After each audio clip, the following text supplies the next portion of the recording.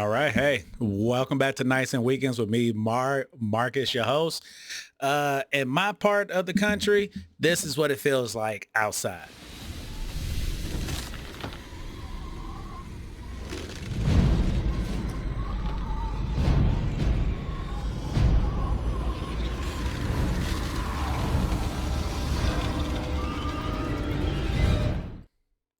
Yeah, like I almost died going to go get my kids from frickin' work today.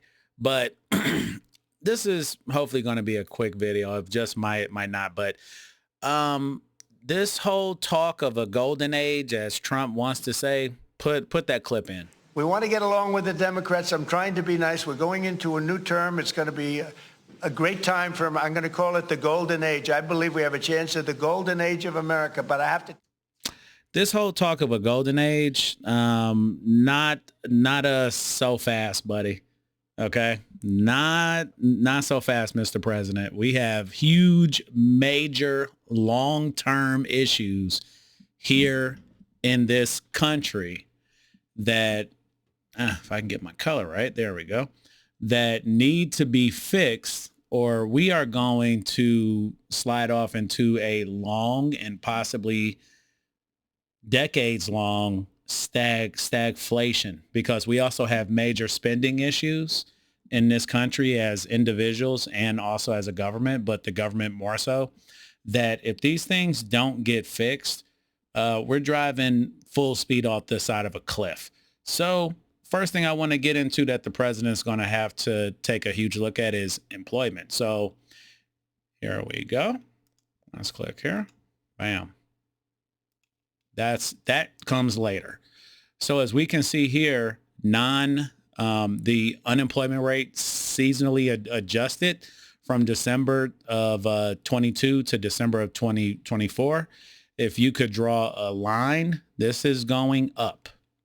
Okay. If we look at non-farm payroll employment over the month change, seasonally adjusted since December of 2022 to December 2024. If we can draw a graph, this is also going down. So people are not being hired as much. And let's go here. We can talk about the layoffs that went on. Just in the tech sector, I'm going to read this here. This is from TechCrunch. The tech layoff wave continued through 2022. Following the significant workforce reductions in 2022, 2023, 2024 saw more than 150,000 job cuts across 542 companies, according to independent layoff trackers, layoffs.fyi. Okay. This here, as we can see here, is by month: 2,200, 6,000, 3,600, 3,700, 26,000, 9,000. This all adds up. Okay. And I had wanted to throw this in really quick. I was looking for something completely different, but we have here from the Bureau of Labor Statistics. I believe that's what BLS is. Yep. U.S. Bureau of Labor Statistics. As we can see here, this points back to that downward graph. Okay. So the amount of people being hired has gone way down. Okay. Mining down. Employment and construction down. This is from 2022 to 2024. Man, okay, now this one that really pisses me off is in manufacturing, because I think a lot of folks kind of are disconnected from where they get their stuff from and how things are made. Look at this. Look how high this was. And that has gone down. Wholesale trade has gone down. And this is from January of 22 to December of 24. Retail, if you could zoom in here, it's gone down slightly, but whatever. Whatever. We don't need to go there. Transportation and warehousing, slightly down. Now, it says on here that Utilities has gone up. That's good. But everything else down, down.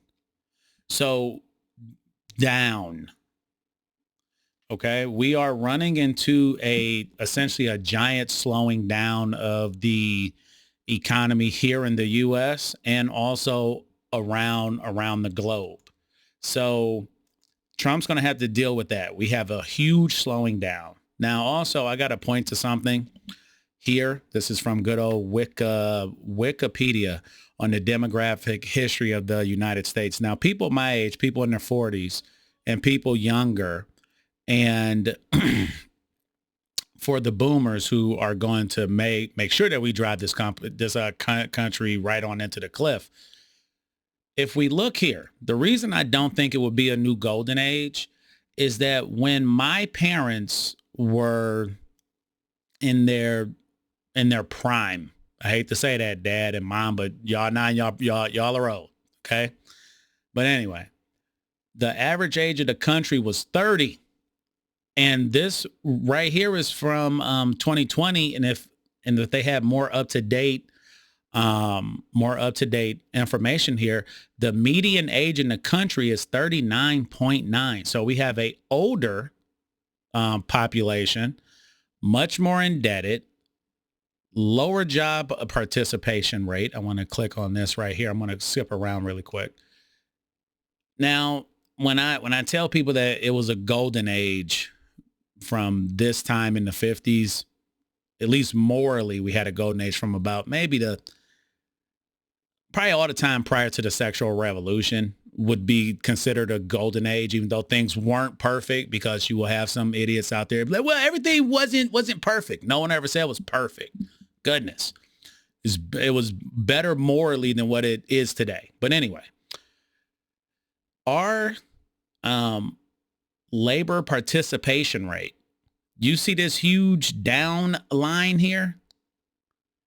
So essentially from about the year 2000, man, the 2000s were a great time. Boy, I'm telling you, the late 90s, oh, it was awesome. But anyway, we have less people working, okay? Because all those people, just to go back to my other one, they're getting married later. This is this here compared to back in the 60s, people, men were getting married at 23, women were getting married at 20. Now it's 30 for men and 29 for women. Okay.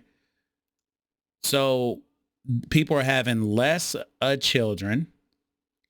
There are less people who are actually going to be out there doing the work. And we have major issues here. We also have this, by the way, I can kind of understand this. Something else that Trump's going to have to deal with is, one, trying to get the labor participation rate up, which good luck. Home affordability. This blew my mind. This is from bank rate. Okay. In 2014, okay, principal and interest payments on a house were $1,100. All the way to 2019, it was to 2020, the beginning of 2020, it was essentially $1,200. That's crazy. So essentially it only went up by about 60 some odd bucks over that amount of time. From 2020 to 2024, we went from $1,200 a month to $2,300 a month. So houses aren't affordable. People are getting married later. People are having less kids.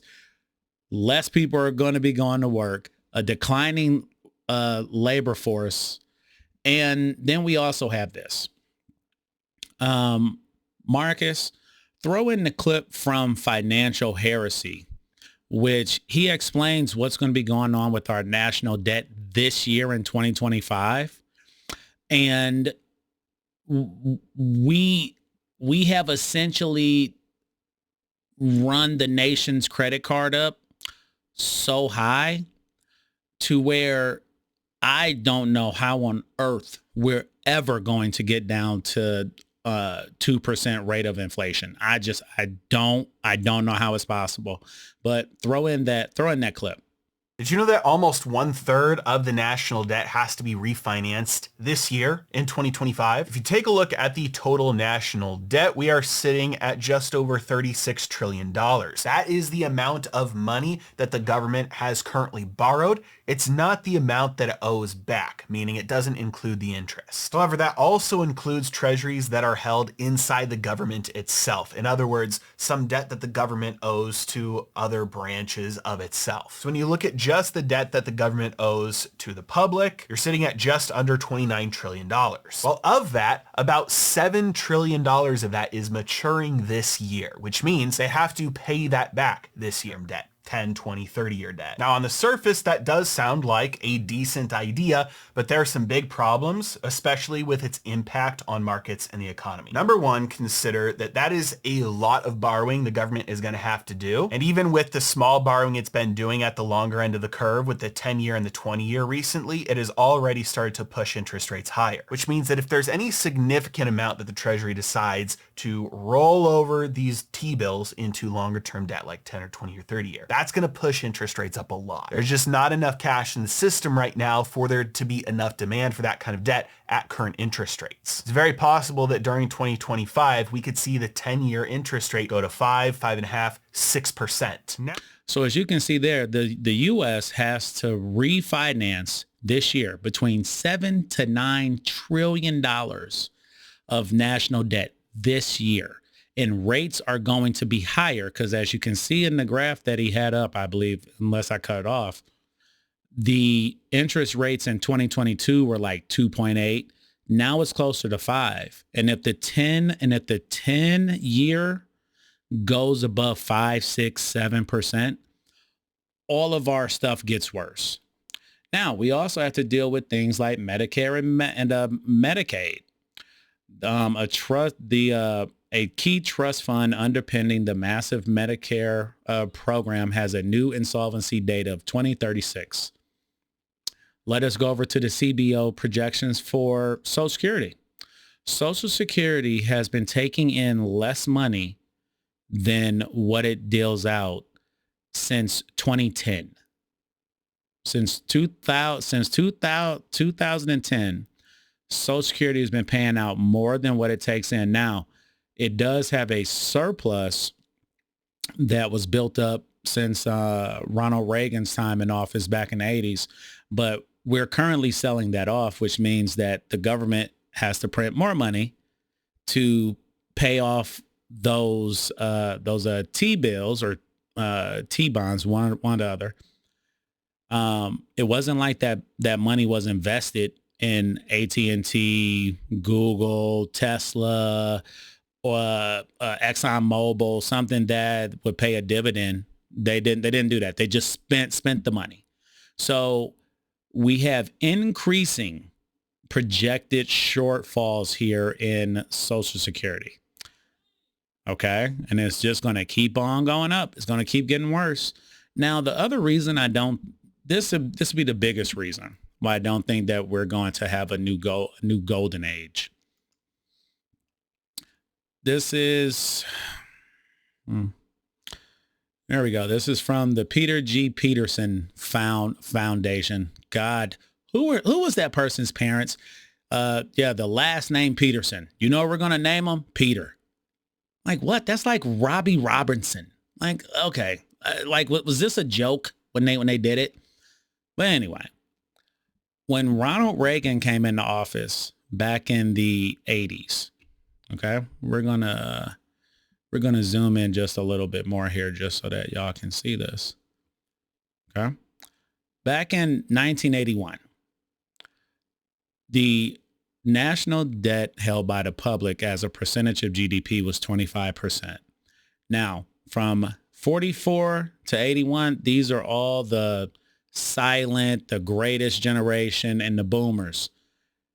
And also, we didn't feel the full effects of all the welfare programs and everything else, but the economy boomed. I mean, goodness, people were building houses. Suburbia was built. The international highway, not international, the interstate freeways were built.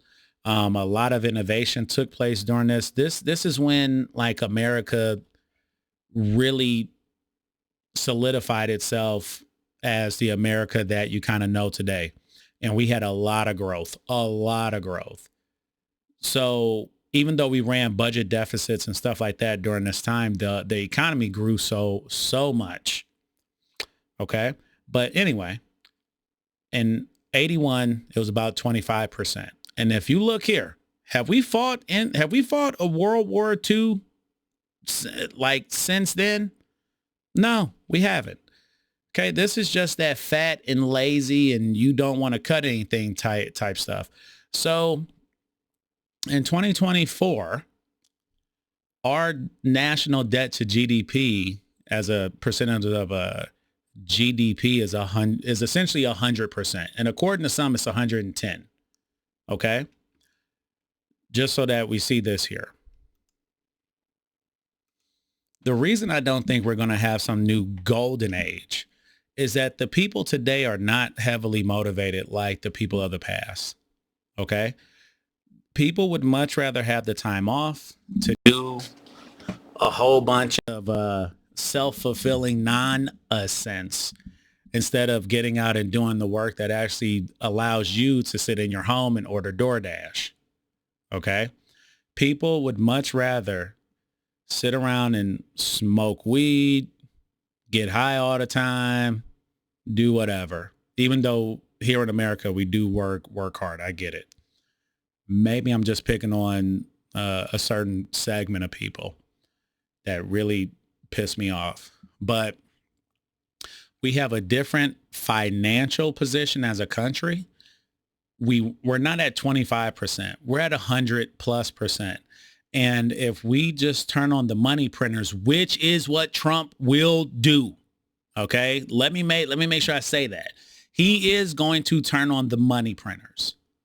Inflation is not going to go back down to 2%. And we are not going to have the days when inflation was 1.1%, 1.3%. Those days are done.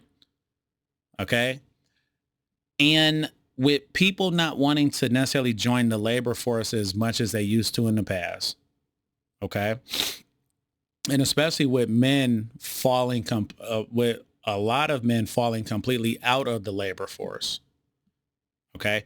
Things are unaffordable and simply saying that we're not going to tax tips or overtime.